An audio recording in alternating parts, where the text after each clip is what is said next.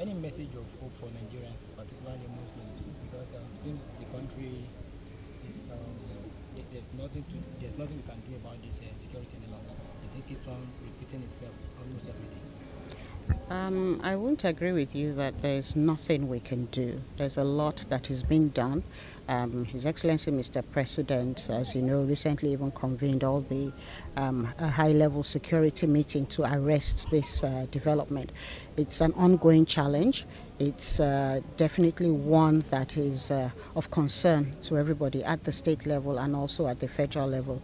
In Ogun State, where I can actually give you reference, His Excellency has put in a lot of investment into the security sector in the state to make sure that our security operatives are equipped to deal with challenges and issues that may arise from time to time. Wherever you have human beings, there will be these challenges. But here in Ogun State, I believe that His Excellency is doing a very good job. We have regular meetings with our security agencies. We have provided vehicles for them. We have set up a joint task force, and earlier this year we also set up another one with Oyo State because we have some challenges in the Oyo-Ogun border.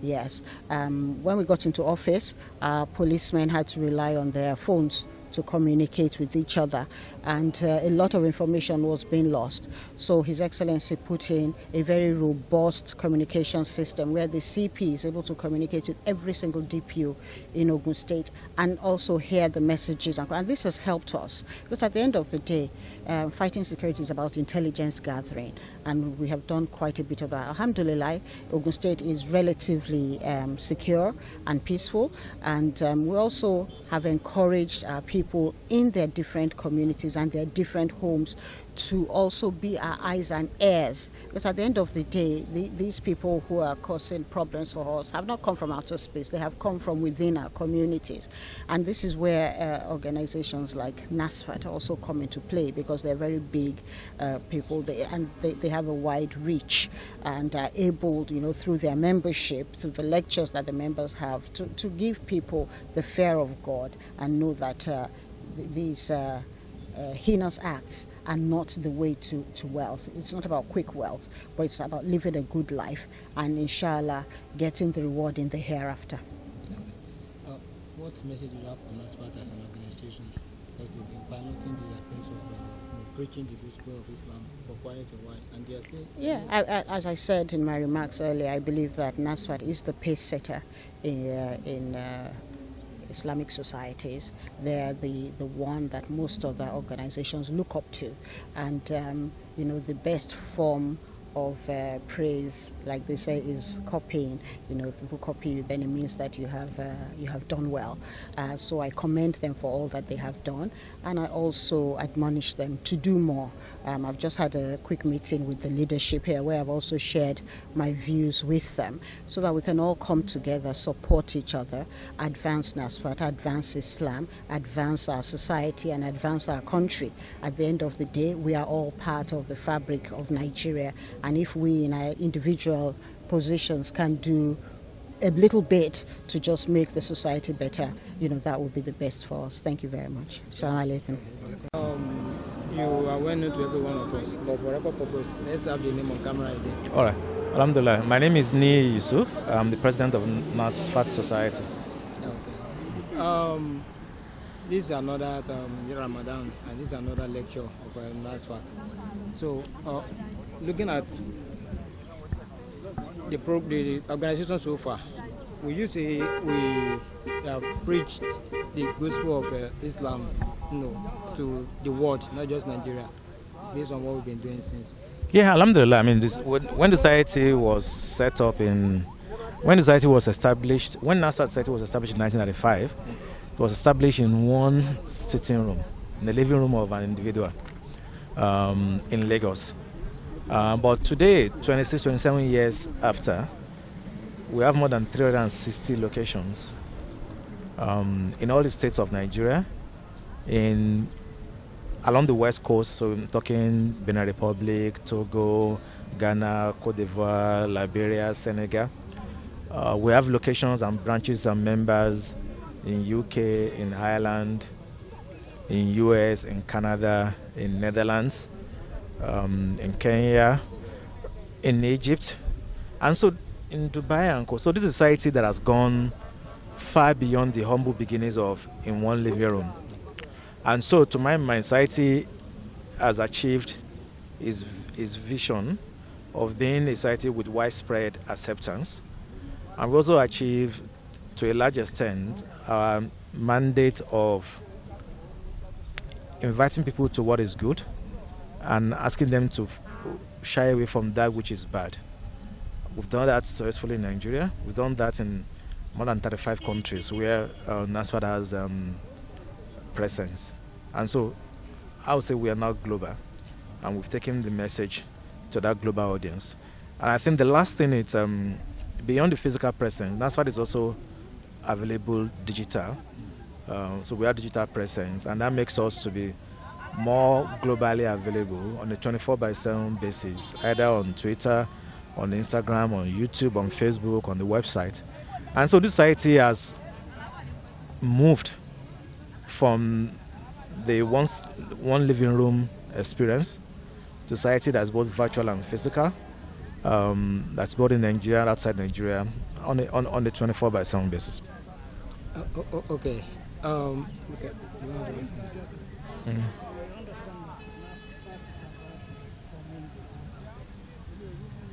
What is happening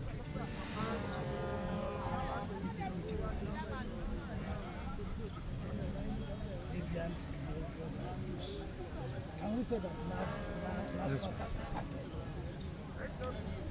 Without doubt, I think the efforts of NASFAT and organizations like NASFAT has helped and is helping to reform minds.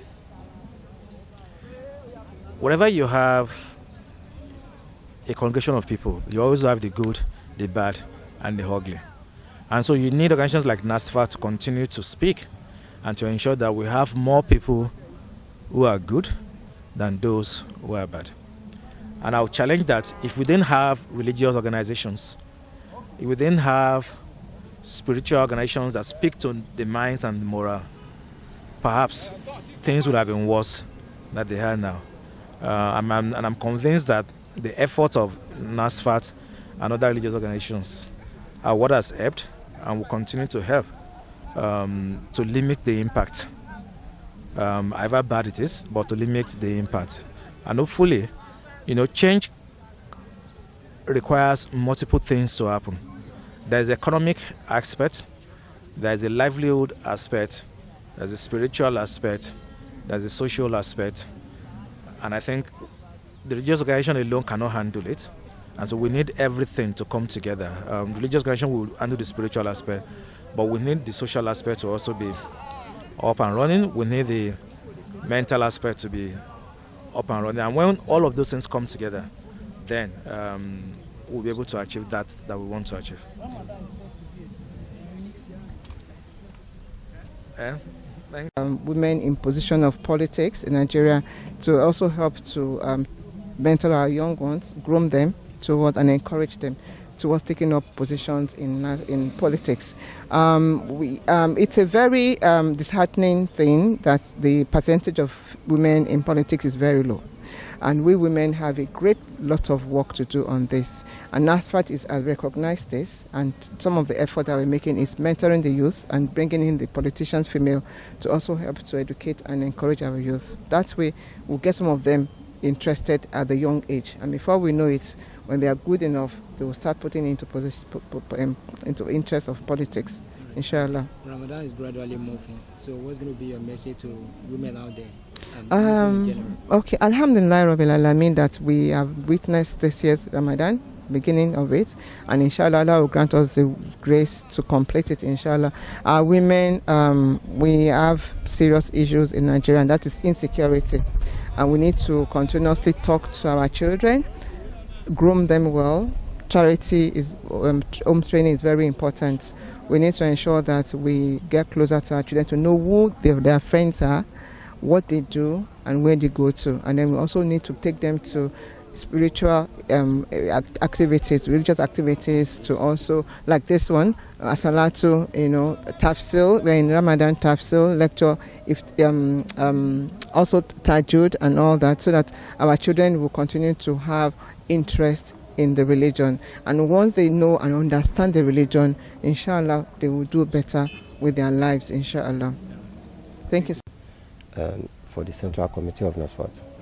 Quickly, sir, what are the programs lined up for this Ramadan period? Alhamdulillah, for the month of Ramadan, one of our biggest programs is the one we have today, which is the Ramadan lecture. And the other one that's also very big is the Laylatul Qadr. Inshallah, is coming up the same venue here on the 29th of April 2022. But there are other programs too. Currently, on daily basis, we are feeding 1,200 Muslims in 14 locations. So we call it Feed a Mouth Iftar. Iftar means breaking your fast at the Iftar time. So we have a center where this food are hygienically cooked and distributed to the needy, the orphanage, the mosque, madrasas around about 14 locations. That's one. Then we also have a daily program on TV, MITV program for 4 o'clock to 4:30. There are two kinds of it. One is for tafsir, feeding our people spiritual diet, and there's also another one for the youth. In the coming week, we'll be unfolding the youth program. It has a lot of packed program. One of them is talking about interviewing people, how much they know about Islam. Okay, so another program we have for this Ramadan is Tafsir with the dignitaries. This we take the message of Rasulullah and the message of Islam to individuals' home. And so it has two options. You can either do it virtually or you do it physically. So, and this happened in the first 20 days of Ramadan. We have done 9 now. Okay, and in the last 10 days, we also do online Dawah Tafsir. So that is about people that are not living in Lagos. It's purely virtual program, and the main thing is to spiritually uplift our people in the month of Ramadan. Pray for the families, pray for the nation, pray for everybody. So it's a whole packed program for the month of Ramadan. Yeah. Thank you. We'll grant you 20 messages back to your destination. Ní ìṣàlíjà máa rìn. Pẹ̀lú ògbìnlọ́dọ̀ Ọlọ́run tí àwọn orúkọ tó kù bá ti ń déwájú mi, a máa ṣe àfihàn wọn, ní ọdún kan òjò kan. Nísìnyí, èyí tí gbogbo ayé bọ̀ wá sí ẹ̀rí tó bẹ̀rẹ̀ ń bàṣà láti bọ̀ lẹ́ẹ̀kan. Nígbà tá a dé àríkà àpò dúró pé ká lè bẹ̀rẹ̀ ètò gẹ̀gàn. Àti wá bẹ̀rẹ̀ ètò náà báyìí, àní sáláì fi abridged askar àní sáláì fi sí. Ìdí ni pé àkàrò náà ni wọ́n mọ̀ wá mọ̀ nínú ìjọ aláṣọlá rẹ̀ pátì nínú ìjọ aláṣọ funfun àdúrà lọ́mọ̀ wá mọ̀ àkàrò wọ́n mọ̀ wá mọ̀ á wá ṣe àbídà àkàrò yẹn nísìnyí láwọn ìṣẹ́jú ráńpẹ́ nítorí ìjọba tí àsìkò ti dá wa. nítorí mọ́nà tó kà ń lọ. á lè ṣe ìmọ̀ọ́mù wa Abdulhakeem Isa Aláàfin láti Lagos Island branch wọ́n darí wa níbi àbídà àkàrò insha Allah. وسهلا ومرحبا وموالي في يولو كيف نقوى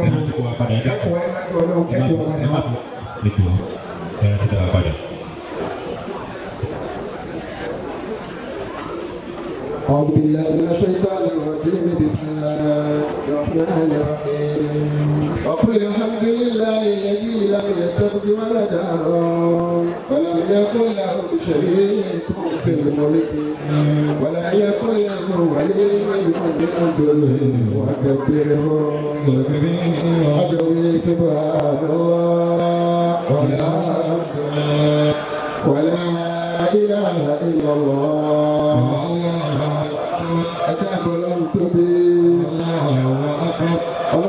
jù bẹ́ẹ̀ lọ.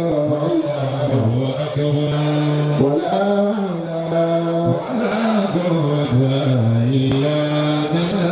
àdàtàbọ̀ mọ́lẹ̀ ẹ̀kẹ́ sí subhanallah. Wàlá ilaha illallah. Ẹja tó tóbi.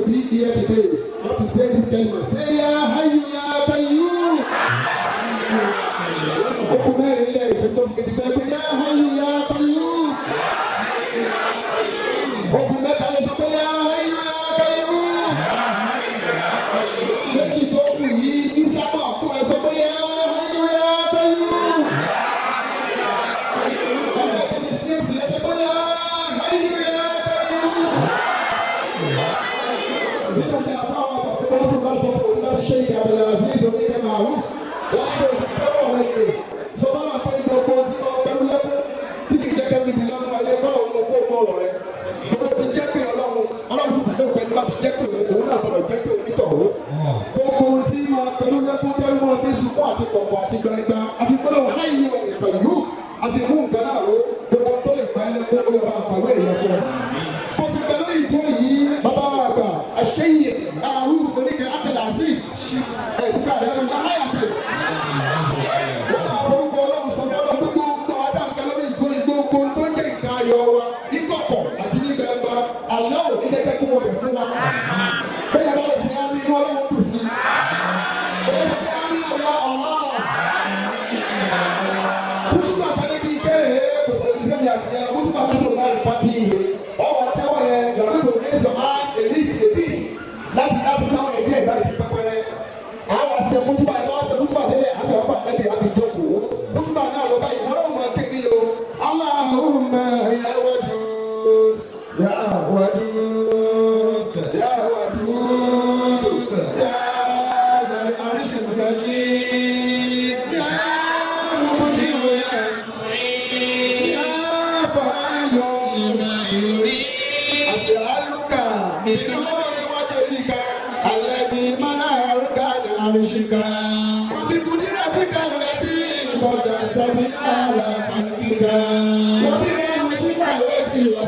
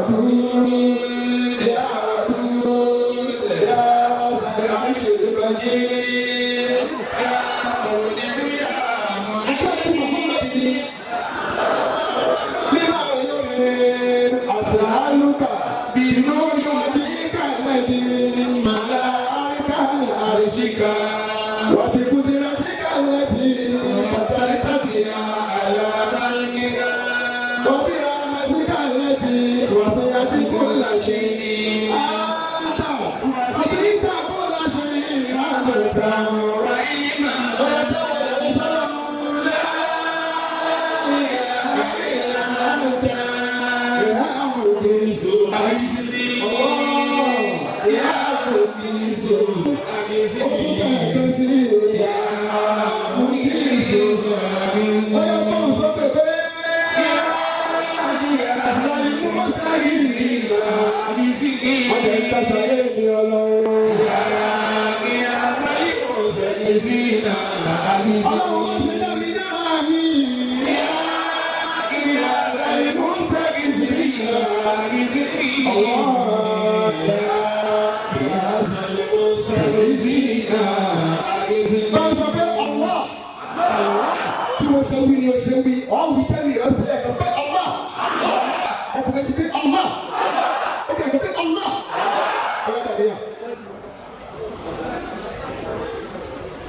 اللهم يا من لطفت بخلق السماوات والارض ولطفت بالاجنه في بطون امهاتها الله ولطف بنا في قضائك وقدرت الله لطفا يليق بكرمك يا الله الله يا الله الله يا الله يا رب العالمين كسران لهتا آمين أبوكو آمين أديش لوري الله أكبر كبيرا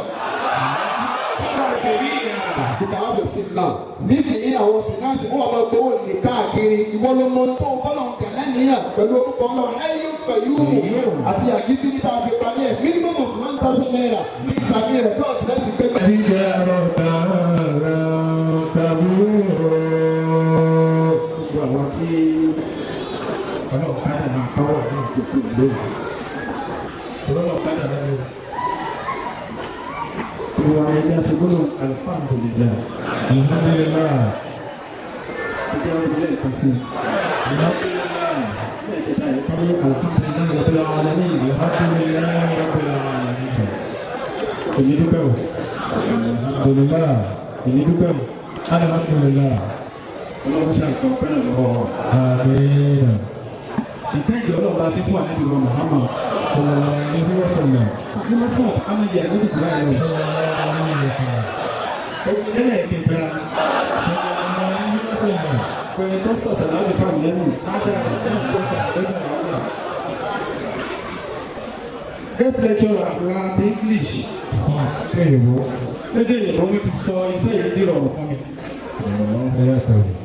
mo ń tẹ́tí dáadáa mo ń tẹ́tí bẹ̀rẹ̀ jẹ́ oní tí bàbá yóò bá sọ yóò bẹ́ẹ̀ yóò pàtí mo ìparí English yìí lọ́fẹ̀ẹ́ ni òní náà fẹ́ẹ́ pé ìkókò tó o. bàbá tí mo gbọ́ pé aláàánú òun ti lọ ọ̀pọ̀lọpọ̀ náà. àwọn tó dáa kò wọ́n ní ẹni tí kòkó rẹ̀ tó bá yẹ ọlọ́mọ ọ̀rọ̀ rẹ̀ wí ní English yìí. bàbá yìí ti tún ní ilẹ̀. sòtẹ́lẹ̀ náà bá ti ṣe rẹ́jọ̀ ní èkó kọ̀ọ̀kan lè máa fún ọ̀rẹ́ yìí wọ̀ àti ọlọ́run àti àlẹ́ Muhammad àkọ́kọ́ kí ọ̀gá ọ̀rẹ́ àkọ́kọ́ kí ni àbí àlejò wa. àwọn méjèèjì náà láti. èyí tó nà mí lẹ́nu jù ní nígbà tí a wà lábẹ́ òkúta deputy governor wà lọ́dọ̀ conference tá a ṣe. so consistent. èkó gbọ́dọ̀. àwọn ọ̀gá ẹni tuntun nílẹ̀.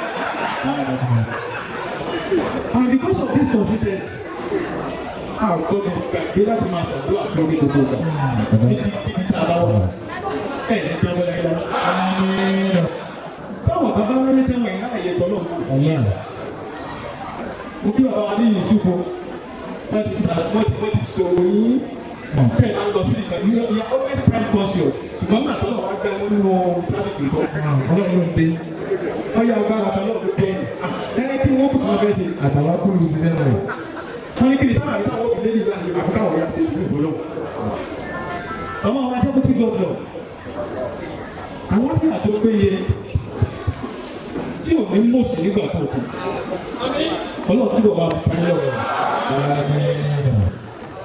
bàbá ti rí nínú ọ̀rọ̀ NASFAT inú wọ́n wà tó wípé ọlọ́run NASFAT tí àwọn tó gbára lé ọlọ́run tí wọ́n ní ibi tí ń lọ nìyí àmọ́ ní àwọn kan tí wọ́n kú lọ́wọ́ àwọn àsìmáàbò nítorí pé èdè tí NASFAT ló dé yóò bí rẹ̀ kò ní sáà ìdè rẹ̀ ká jẹ́rí kọ̀ọ̀sọ̀ náà wọ́n sì ń wọ́n kọ̀ọ̀sọ̀ lọ́wọ́ bíbọ̀ bá wá wà lára àwọn tí ó jẹ́ fún àwọn ọlọ́wọ́ tó wọ́n wọ́n yìí àwọn àdúgbò wọn tó wà ní wà lára àwọn tó gbé ọkọ̀ wípé NASFAT forward never, backward never. The rest of your life will be the best of your life. You will never lack everything that is good in your life. Okay, well, Sheikh Abdulaziz Maruf Onike. Ọlọ́run bàbá yìí tó ti máa sí. Ẹ̀sọ́ pé ṣé ẹ̀wù ẹ̀wù ilé ẹ̀kẹ́ sí. Ẹ̀wù ilé ẹ̀kẹta wọ́n tó wí àwọn ọ̀tẹ̀ lọ́gàá láyé.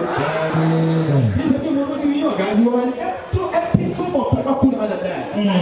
Ẹni kan bá sí. You are an epitome of Tawakkul ala Allah. Ọ̀gá wọn sọ̀rọ̀ lọ́wọ́ ni ọlọ́run àdúgbò àbí tọ́lúwà àdúgbò ṣe lókè.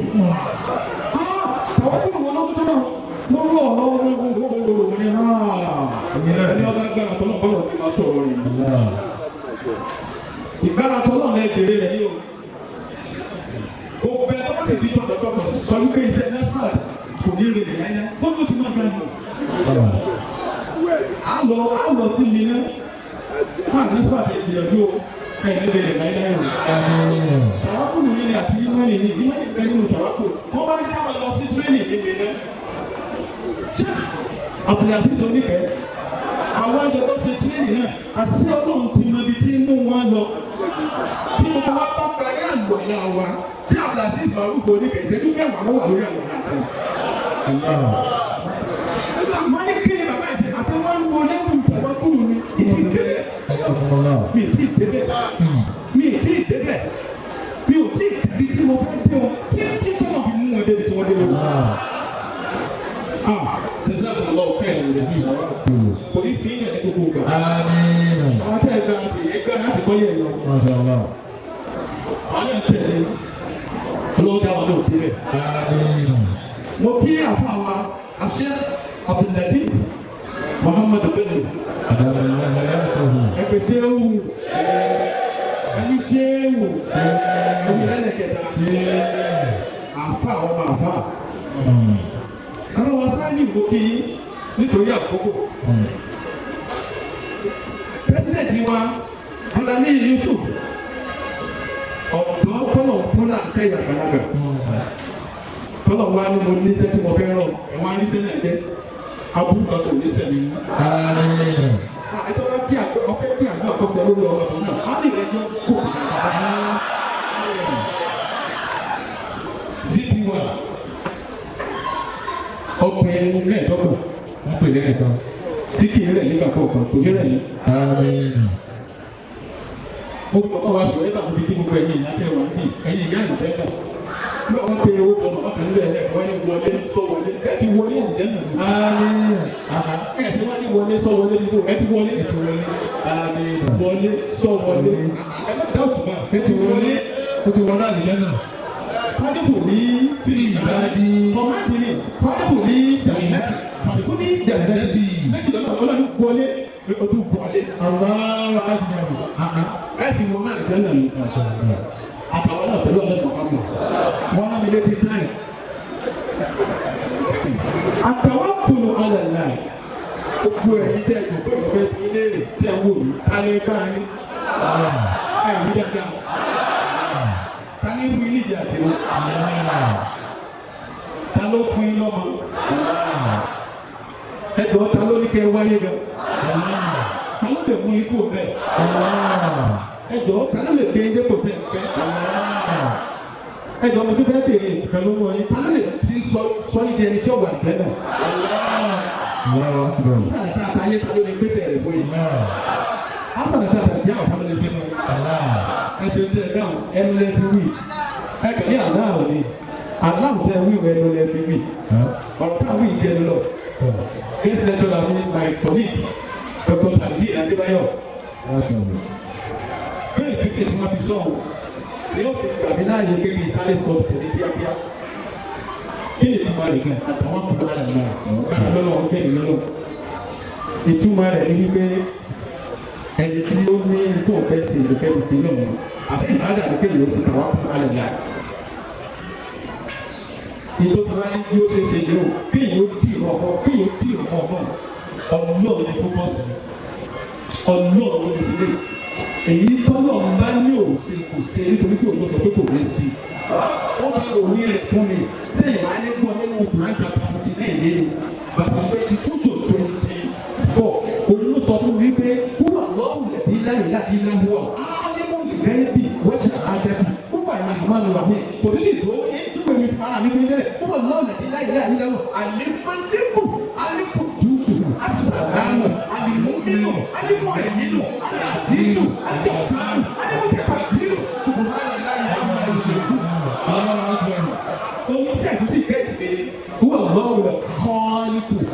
المصور له الأسماء الحسنى يسبح له ما في السماوات والأرض وهو العزيز الحكيم صدق الله العظيم. Oníṣẹ́ àmì ibi tí wọ́n mọ̀kọ̀rọ̀ tí mo mọ̀ gbàgbà. Nígbà tí àwọn Ramadan lẹ́jọ́ wa níbi káàmọ̀ bíbí lè lọ́sẹ̀ lẹ̀. Ọlọ́run ti lọ síwájú wa. Bọ́lá ọkọ̀ pé pẹ́sẹ̀ntì ọ̀bẹ yára dé ṣùgbọ́n kì í yẹjọ́ yára dé. Bọ́lá ọkọ̀ ké sí ẹ̀kọ́ ó sì wá mú pẹ́sidẹ́ntì débi. Bọ́lá ọkọ̀ wípé gbogbo àwọn tá a débi yìí àwọn ọ̀gá débi lẹ́ẹ̀kan náà ọlọ́run rárá.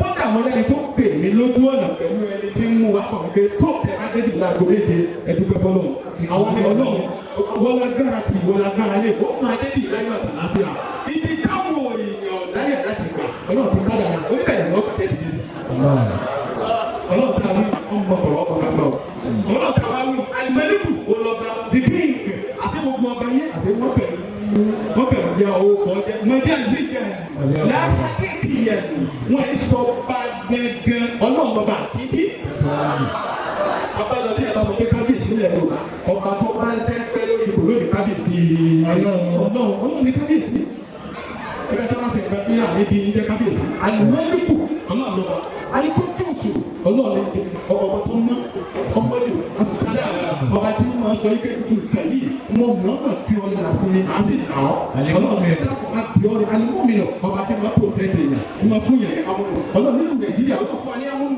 àṣàyà àti kọjá lẹ́yìn alimọ́ èyí lọ́dọ̀ ọba tí gbà ìgbà tí dẹ́kútì gọ́ọ̀gọ̀ fẹ́ wọlé àwọn kan fún ọgọ̀ dẹ́kútì gọ́ọ̀gọ̀ nígbà tí ẹ bá parí ìtẹ̀lé ọ̀hún àwọn kan ní fẹ́ tẹ̀lé yín ọ̀dà ẹgbẹ́ tí ń ṣe nù láti ti náà ṣùgbọ́n àti ẹ̀sì ìdí dẹ́kútì gọ́ọ̀gọ̀ ta ní sọ yín ọ̀dà bá kú òní dẹ́kútì gọ́ọ̀gọ̀ ta náà sọ yín ọba yẹn náà bẹ̀ tọ́ sí ilẹ̀ lẹ́yìn àṣìṣì ọba tó ká ẹ̀ ẹjọ́ gbọ́n ọba tí sọ yín pé the powerful the omnipotent pàṣẹ fẹ́ tí wọ́n fẹ́ ṣe lóṣù tí kò fẹ́ ìgbà tó di lẹ́yìn ọba tó ń gbé mi tó tó wọ̀. Subhanallahi amma yushrikun. Ní mọ̀tò fún ọlọ́wọ́ bá rẹ̀ wallahu al-khaliq. Báwo kò bí agogo tẹ̀ ń mú papọ̀ wọn? Ọlọ́run olóhùn ní ibi à ń pè ní ìgbàlódé náà. Ṣùgbọ́n ìgbàlódé náà kò tí ì dé o. Tó o bá fi sábà bí kú. Ìwà sọ pé ká sọ́nà kò sí ká àti tẹ̀lé ní sábà bí kú. Èmi ò fi ilé ìlú bí alọ́dá sábà bí. Lẹ́yìn ọ̀dọ̀ tẹ amáyàn lọ́wọ́ onídìrí òkè ilé ẹ̀yàn lọ́wọ́ ọlọ́run ti kọ́lẹ̀ ní ẹni olùdílé lọ́wọ́ èyí sábà bí lé. Nígbà tí ìyá bá ṣe nǹkan fún ìyá tó bá ti fi èrè gbogbo mọ́nà kọ́lọ̀ ní ẹgbẹ́ ìṣòro yóò bá ti fi kó gbogbo ládàtọ́ bẹ̀ àti parẹ́.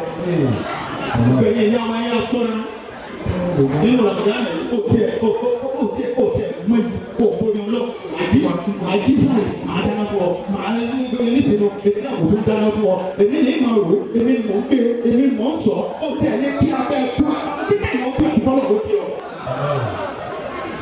bọ́lá tó lè ṣe pé yóò sì máa bá ìwé rẹ̀ bá lè rẹ̀ jà ìṣẹ̀lẹ̀ mi ìgbàlẹ̀ la fẹ́ kú lónìí ẹ̀ṣẹ̀ wọn sáré lọ sí ìgbà kiri kan. kàlẹ́fì yàtọ̀ àtàwákùn tẹ̀lé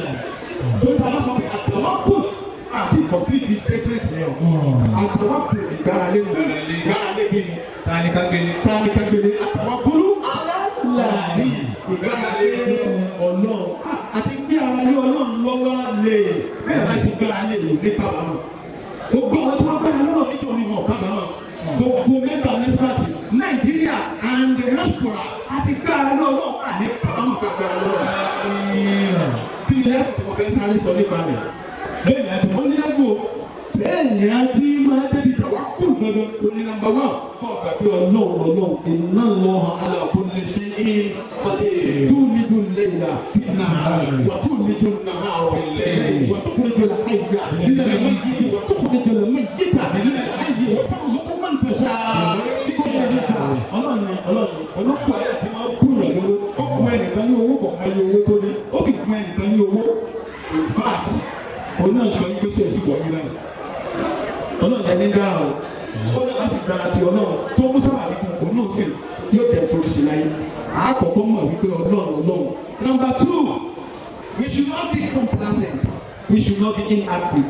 Nítorí yíyí o ti gbára lé ọlọ́run ọba ní gbogbo ẹ̀ ti parí ibi tó bá bá jókòó sí tọ́ka ibi tó bá ká sí lóde tí wọn ibi tẹ́lẹ̀ bá ká sí wọn fẹ́ bí wọn lè ọ̀ká ìwọ ni àbílẹ̀ tòtò wá lérò pé òun ní mú nǹkan kan sí ó mú nǹkan kan sí ni wọ́n bá bàbá wa ẹni tó fi iṣẹ́ ti jàre pé ni ó jàre ìṣẹ́ ó ti jàre òsì ó sì tètè ní ọ̀gbọ́dọ̀ kọ̀ǹpásẹ̀ tó ẹlẹ́ẹ̀kẹta márùn-ún ni kí wọ́n sáré rọ̀ sí ẹ̀ ẹlẹ́ẹ̀kẹta ó ní wípé you must remain firm lórí pé ọ̀gá alẹ́ ọlọ́run lánàá kọ́ wa ọ̀gá alẹ́ lónìí.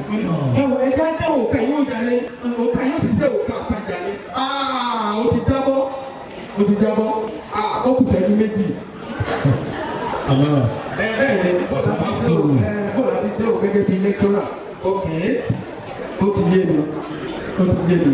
Náà tọ́wọ́ wá rí bẹ́ẹ̀ tá a bá ti rìn lẹ́yìn fún àti olóyè rẹ̀ tá a máa lọ tá a máa bọ̀ à ń bọ̀ pọ̀ ní o à ń lọ sí lẹ́wọ̀n lẹ́wọ̀n o.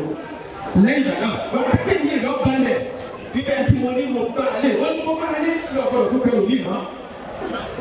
Tọ́wọ́ bá ti wá ní lẹ́yìn tán wá fi gbogbo ọ̀rọ̀ lẹ̀ tọ́lọ̀ wà wífà wídù àwọn èyí iná lọ́nà àti ìrìnlẹ̀ ìbáàdì. Tọ́wọ́ wá rí bẹ́ẹ̀ ẹ jọ̀ọ́ àwọn èèyàn tí wọ́n gbé ara lé ọlọ́run ọ̀nà mélòó ni wọ́n pèsè tí wọ́n máa ń ṣe àtàwákù tí wọ́n máa ń sọ ibi àwọn ṣe àtàwákù ọ̀nà mélòó ni wọ́n pèsè ọ̀nà mẹ́ta ni. èèyàn alákọ̀ọ́kọ́ ọ̀pára lé ọlọ́run pẹ̀lú ọkàn rẹ̀ ṣùgbọ́n kò mú un tí ó fi dé ibi tí ń lọ lọ́wọ́.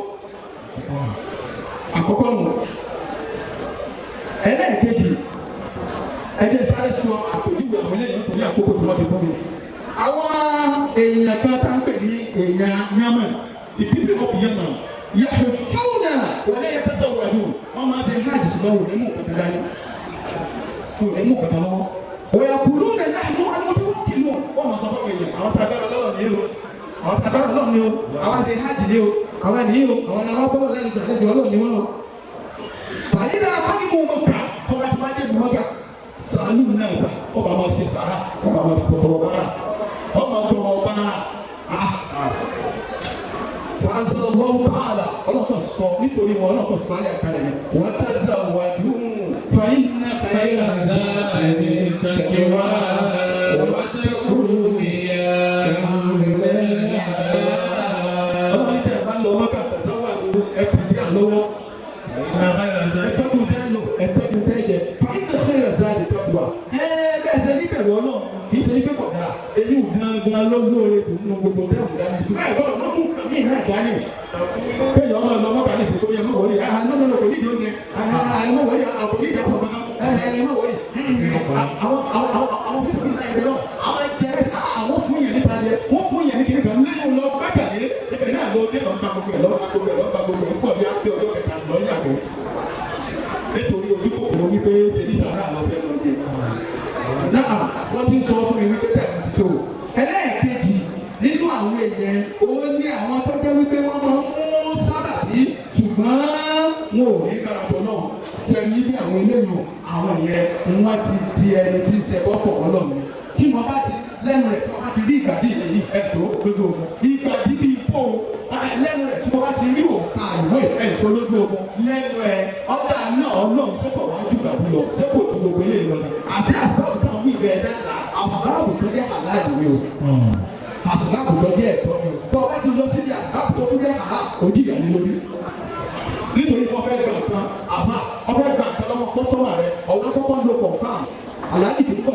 kọ̀ọ̀kan tẹ̀sán síkà tó kọ̀ọ̀kan tó ń bọ̀ ṣẹlẹ̀ tí o bá máa ṣe wẹ̀ rẹ̀ wọ́n sọ kékeré kan fún ilé nítorí ọ̀rọ̀ tó wá níbo mo ti sẹ̀ sí wọn náà nínú ilé nínú ẹ̀fọ́ ìwọ̀n fi hàn tó máa lọ ẹ̀pẹ́ bálájì bá ti dé yẹ báyìí ni mo fẹ́ kó bí lẹ̀ ilé wò ní mọ̀ lọ́wọ́.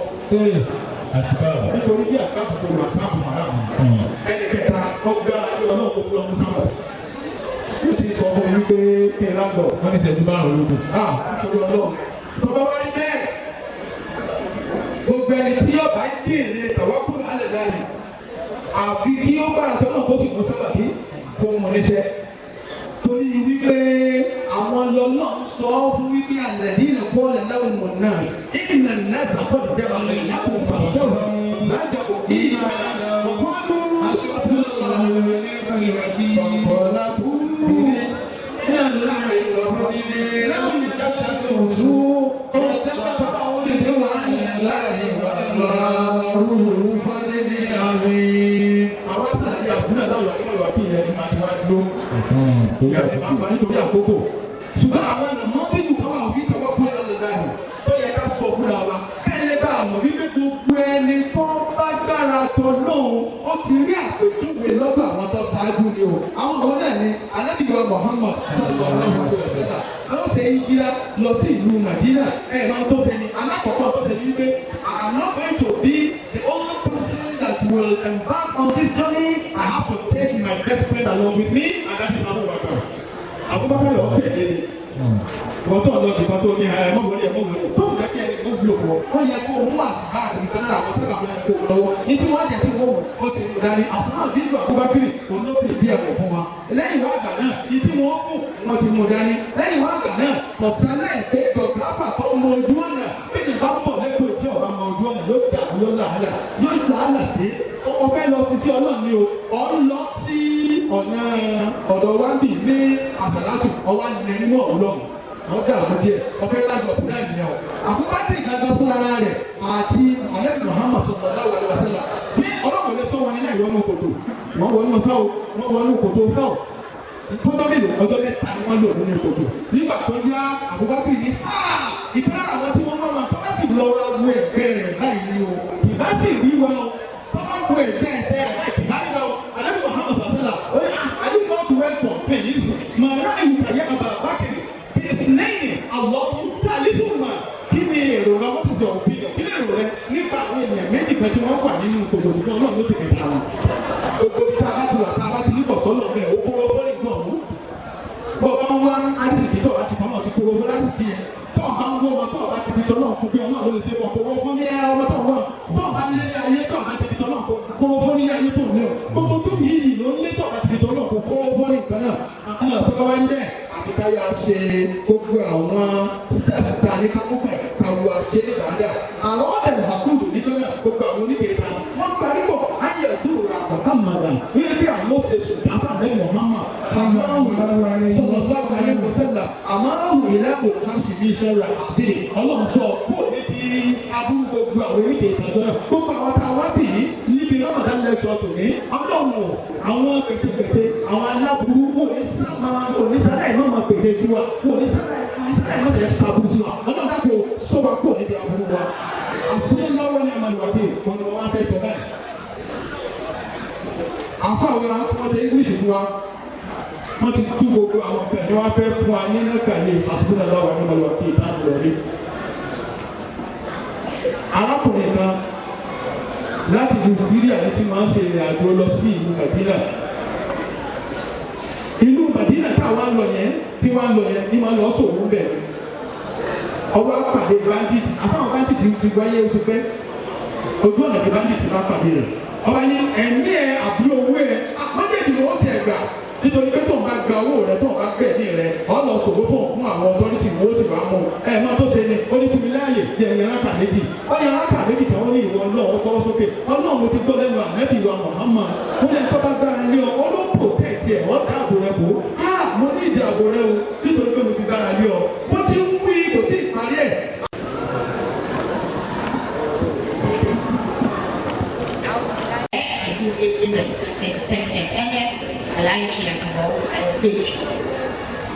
Chairman of the location, chairman of the group of PLC, and I have to show me really represented by the light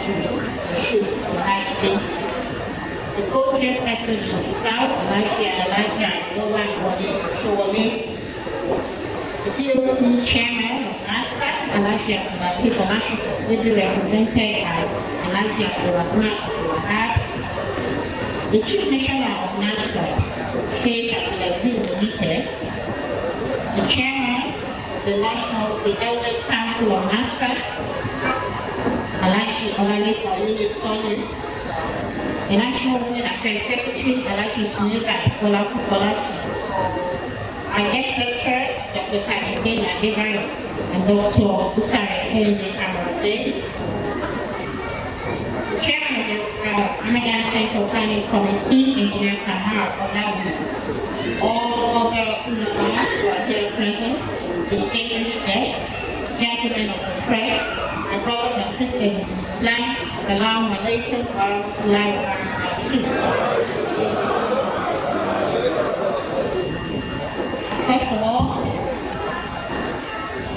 First of all, I'd like to thank NASFAT for inviting me here today to be part of this Ramadan lecture. As many of you know, I've been with NASFAT since the very beginning of its journey through my association, my mother, Alaja, Sisi, Abarajabi, and in lots of NASFAT milestones, present, active, and and with NASFAT on this journey that has led to a remarkable faith-taking trend among Muslim societies in Nigeria, has changed the way that Muslim societies organize themselves, has changed the way that Muslim societies impact our society. I want to commend NASFAT and its leadership of vision and tenacity with which it continues to carry out that work and its support for Muslim rights across the country, of course, abroad. Whenever I get an intention to attend a national event, I try as much as possible to do so. They try to schedule a fair in 2019 of Women's Week. And hoping that I have the opportunity to come back. So alhamdulillah, I'm able to be with you within this year. I know that COVID-19 took a big toll on all our programs and lots of NASFAT programs as well. The typical NASFAT visionary way, we were able to adapt during the COVID crisis, and I know that a lot of the programs were held online to continue to provide spiritual guidance and upliftment for its members, especially at the time when people were displaced. So alhamdulillah, that we survived the crisis, COVID, the federal government has used social distancing and mandated social distancing as. But I also want to follow up that COVID is not taking it long, and it was still the case in UK and US members of the ranking there. So don't let us drop our guard and stand as much as possible, continue to protect ourselves, and inshallah not suffer any illness. Today's lecture is one that I particularly glad and I was scared to visit in both English and Yoruba, because at the end of the day, I really believe and believe in Almighty Allah. And if we only pay lip service to the beliefs and lecturers and shows, then definitely we are going to have times when perhaps our faith is weakened. But if we completely believe that our faith in Allah will cover everything that we do and prepare inshallah, as the second lecturer said, might will not disappoint us and will prepare for all of us. I think that Dr. Rivera put it where he said the fact of how much can put across the land. This is one that I've heard a very long job, and I continue to reference it in a lot of things that we say. And one of the things that I want to take out of this, as Muslims, Muslim society, Muslim organization, we must at all times encourage our people to be prepared for whatever things that we are going to get from now. I tell people that my candidate as deputy was preparing against missing opportunity. I was a professional, I'm Muslim, and I know in my field what I do, my competence and my ability. So I was prepared. And when the opportunity came, I took it. So when you come and now say perhaps, oh, there are not enough Muslims there, they just choose the Muslim. Are people prepared when those opportunities arise? It's a very important question for us, and it's something that we have to address. I know that's why we're putting a lot of work in the primary, secondary, and education. We always say but everyone that has done that to help to improve the education of Muslim youth in this country. We have to make sure that our youth are well educated. And that once they are educated and everything, they have to be trained. It is one thing to have a bachelor's degree, but it is another thing to be trained. Because at the end of the day, one thing will elevate you above the contemporary. So that when our children apply for jobs, they are prepared for those interviews, and they can qualify on merit for those interviews, irrespective of their religion or their ethnicity. We must be prepared to mentor our Muslims, so that we also give them the benefit of our own experience and be able to support so that they can do it. If somebody who is employed, who can meet up to the standards of society, that will have pride in himself or herself, and have pride in the thing, and therefore stay in the thing, and also pass the thing on to their children. So this is a very big responsibility that each and every one of us, in everything that we have, to make sure that we do one bit at every opportunity to support the Muslim community, to make sure that they continue to support, to be Muslims, and to grow in the thing, and also in any sphere of life in which they want to do. Another observation that I want to make is that whilst I 100% support the efforts of societies like NASFAT, I think it is very important for us to also continue to support our local mosques, because the mosques are at the heart of the community, and it's a mosque that gives our environment, our neighborhood, Islamic flair, to make people identify with us in our community as Muslims, and be able to encourage others to come out and join us as Muslims. NASFAT will meet regularly weekly. If we go to our local mosque at 5 times a day, 7 times a week, and we can encourage other people to continue to practice Islam. We can meet our fellow Muslim brothers and sisters, understand the challenges that they have, and be able to support them so that they still see the Islamic community as the backbone which they can rely on for their support. So I thank you very much once again for inviting me, and I commend NASFAT and its efforts right around the world to continue to support the deen of Islam. May Almighty Allah accept all our efforts and acts of ibadah. May He grant us the wherewithal to complete this year of Ramadan and to witness many more Ramadan, inshallah. Subhana Rabbika.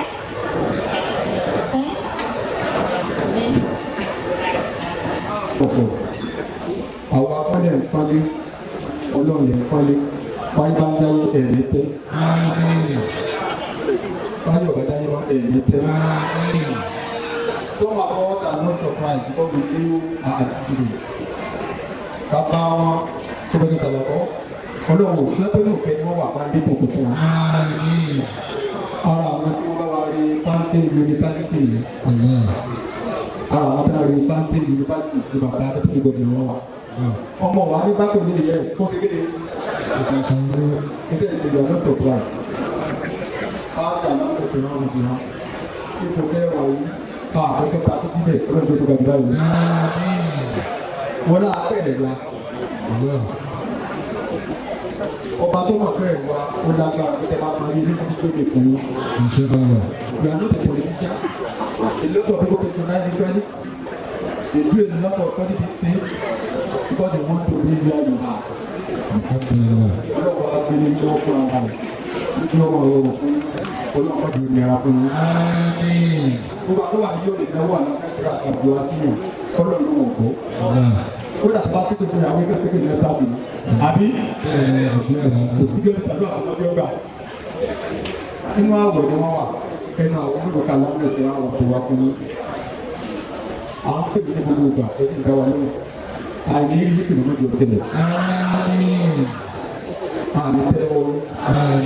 Èyí ò ní tẹ́lẹ̀ wọ́n. Ẹ̀ní tẹ́lẹ̀ wọ́n. Ó sọ ní kébí tábà ní wà ní kò tẹ́lẹ̀ wà ní wọn ní fẹ́ràn òyìn mọ́. Ẹ wá bẹ̀rẹ̀ ayé lè ọba tó ta ayé ló ta ayé dáa. Gbogbo ọmọ náà ti dáre bá ti bá rẹ̀ pọ̀ ní ẹnìkan àárín ọmọ nìkan sọ̀rọ̀ rẹ̀ nìkan sọ̀rọ̀ rẹ̀ lé. Ìka ẹnikẹ́ni nù. Yóò bó ní ìrírí ẹgbẹ́ tó tọ́jú ìwé tí wọ́n dàka ilé ìdíyàn lè kí á fún. Àdúrà lọ́wọ́ ẹni wọn. Gbogbo ilẹ̀ ní àti ẹ̀kọ́ tọ́lọ́. Ìlú ilẹ̀ mọ̀ abíjẹ́ ní kọ́ lọ́rùn ní dáhùn. Àwọn akọ̀lọ́ ọlọ́run níbi. Bàbá àwọn tó jẹ́ tiẹ̀ láàrin tó mara wọn ní àti bẹ̀rẹ̀. Títí bá mara wọn ó gbéraga. Engineer Reliance mọ́jọ tó bọ́. Aláǹdà tí wàá wà dùn á. Bísí ní ìlà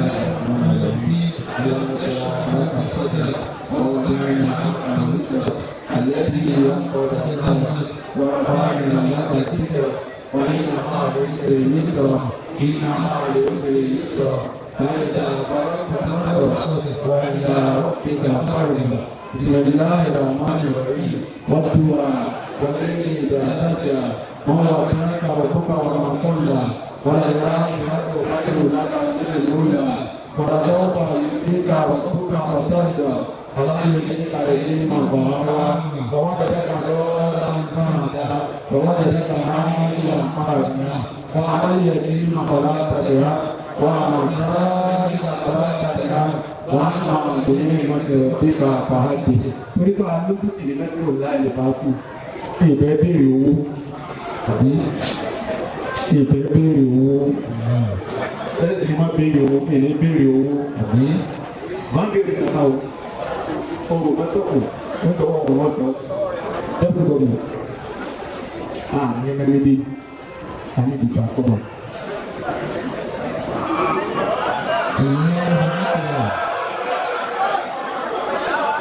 Ọmọ dáríkà alàlá ìyàkẹ́sí ọkọ̀ bàbá mi lọ.